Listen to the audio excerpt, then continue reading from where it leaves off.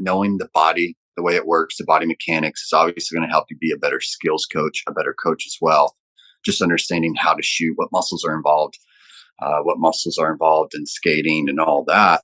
But for me, it actually goes beyond that. It goes to a trust factor. So with my teams that I coach, there's this trust they have where they say, Coach, I'm sore here. What can I do?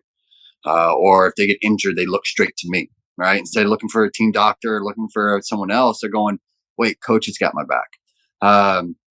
It just gives that great trust factor. So I can sit there and say, listen, this is what you need to recover. Do this for 2 to 3 days. Here's the exercises I want you to do. And so they feel like they can come to me not only for their hockey, their skills, their IQ, but they can also come to me with any bodily injuries and the way they feel.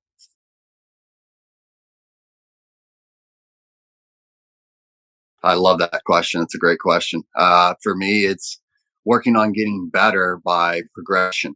And I mean, that's an obvious getting better. But for my players, before they can do skill sessions with me, unless I coach them, I ask for game film. And I will go over hours of game film and I look for habits and patterns in the player's game. So if first period they do something, they go in the corner 5 times, right? In the first period, then I'll go, okay, that corner is their comfort zone. I'm not really going to change that habit because it's an automatic habit. What I'm going to do is give them 6 to 7 options to become better in that corner, right? So I'm just taking their comfortability and making them the best at it.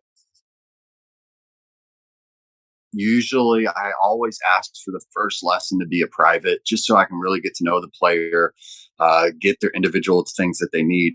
Then I will group them with players that are very similar, right? So I'll find players that kind of all have the same issue they have in game scenarios, and I'll group them all together, right? And so I'll do drills. Half of my sessions are drills that are based on their game situations, and the other half is to just build their individual skills.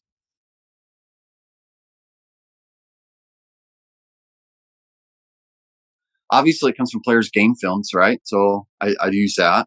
I watch the top prospects, OHL, WHL, NHL. And I watch the best players, see what they do. The unique one is football. Being in Texas, American football is where it's at.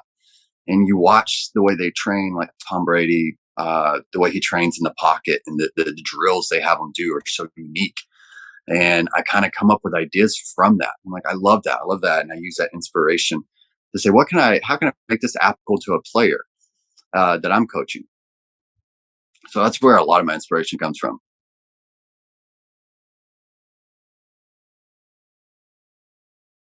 A good skills coach is kind of the same as how to be a good one, right? It's thinking outside the box, researching, understanding that you never stop learning.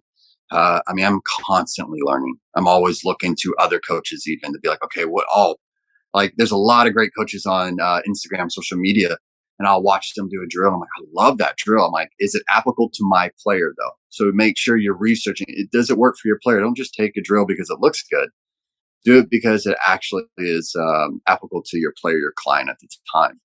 And the biggest thing is put their needs first, always. It's not about making the money, right? It's about putting the player's needs first. Where are they going to go? What's their future goals? Every time I ask my players, give me 5 goals that you want out of this week's lessons, right? And so that's what we work on, those 5 goals.